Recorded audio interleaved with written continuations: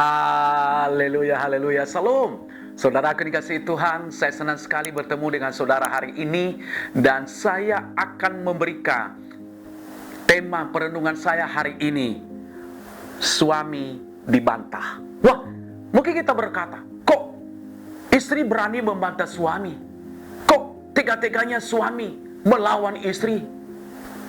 Kan suami kan yang mencari nafkah, suami kan kepala rumah tangga, suami kan bapak bagi anak-anak, suami kan imam. Waduh, itu kan alasan-alasan yang dipakai para suami akhir-akhir ini, saudaraku dikasihi Tuhan. Nah, yang menjadi pertanyaan dalam setiap pribadi kita, kapan suami dibantah? Wah, loh, kok belum baca ayatnya? Nanti saya akan baca ayatnya, saudaraku dikasihi oleh Tuhan. Ya, saya baca ayatnya nanti. Kapan suami dibantah? Pada saat tidak setia kepada istri. Suami bisa dibantah ketika dia tidak setia kepada istrinya. Suami sudah mulai lirik-lirik wanita di luar sana. Suami sudah mulai menyeleweng, saudara dikasihi Tuhan. Suami sudah tidak setia kepada pasangannya.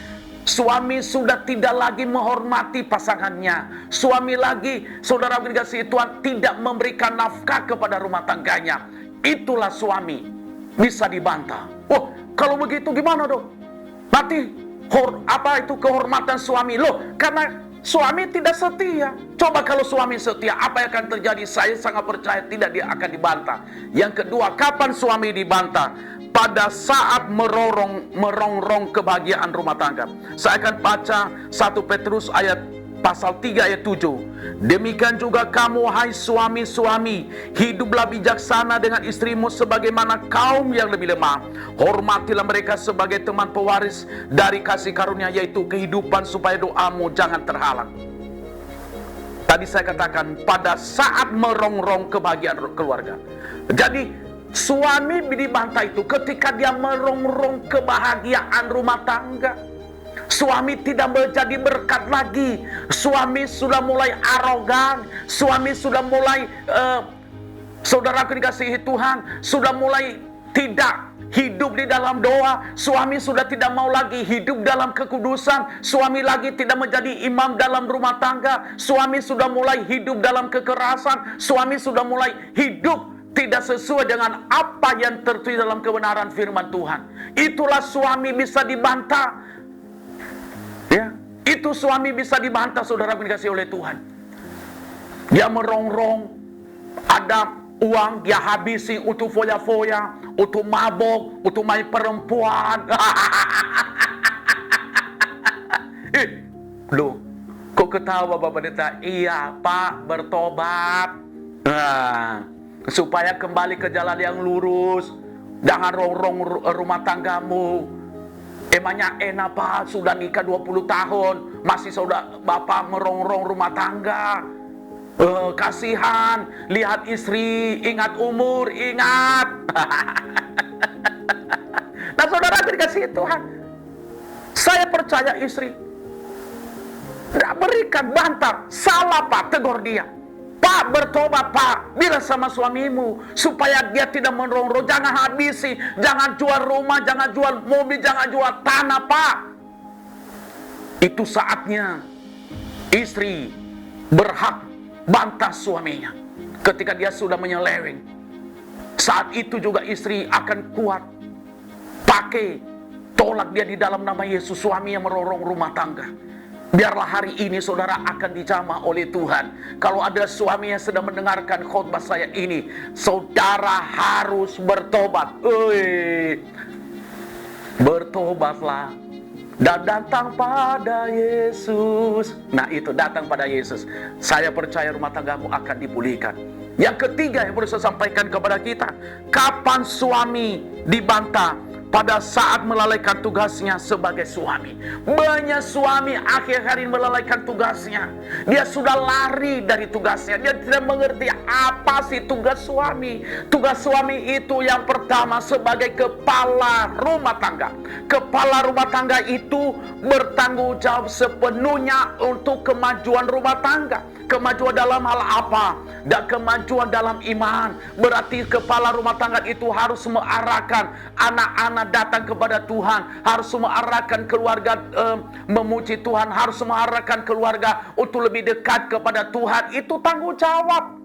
Sebagai kepala rumah tangga bertanggung jawab untuk mencari nafkah. Dia tidak saudaraku dikasih bangun sampai siang-siang. Dia harus bertanggung jawab. Dia putar, kata orang putar otak ya. Putar otak bagaimana cara mencari nafkah. Kadang-kadang suami nggak tahu tugasnya. Kadang-kadang suami sudah lupa dari tanggung jawab itu. Dia tidak menjadi suami yang baik bagi istrinya.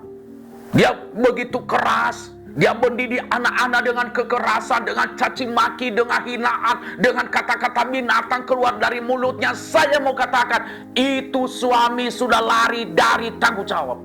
Pak Pendeta lagi marah, tidak mengingatkan. Wah, mengingatkan. Saya mengingatkan, ingat-ingat terus ya. Saya mengingatkan lagi supaya suami jangan lari dari tanggung jawab.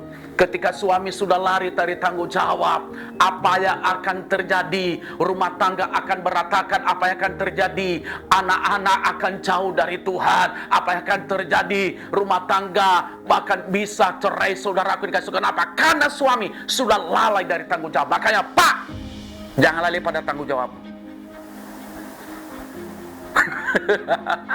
Pak, sekali lagi jangan lalai dari tanggung jawab. Dan saya percaya, kalau seorang istri memberikan hal ini, memberikan saran kepada suami, saya percaya suami akan dijamah oleh Tuhan. Mari kita berdoa. Bapa, di dalam nama Yesus hamba-Mu berdoa buat setiap pribadi anak-anak-Mu yang mendengarkan YouTube ini. Biarlah Tuhan memberkati mereka, supaya seorang suami mengerti tugasnya sebagai suami, sebagai kepala rumah tangga.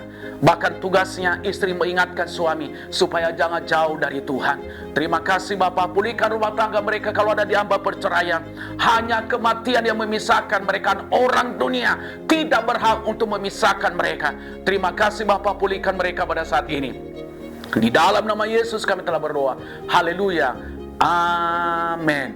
Sukses semua saudara. Tuhan Yesus Kristus memberkati. Amin. Jangan lupa like, comment, subscribe, dan share. Sampai jumpa lagi di Glow Pastoral Digital Channel. Tuhan Yesus berkati. Yes. Halo teman-teman semua, buat kalian yang belum memiliki tempat ibadah tetap, yuk gabung bersama kita di GBI Glow Fellowship Center. lokasinya ada di Glow Tamres, Glow Gading Marina, Glow BSD, Glow Dynaplus, Glow Depok, Glow Majestic, dan Glow Cibubur. Kita tunggu kehadiran kalian. Tuhan Dan Yesus Yesus memberkati. memberkati. Amin. Amin.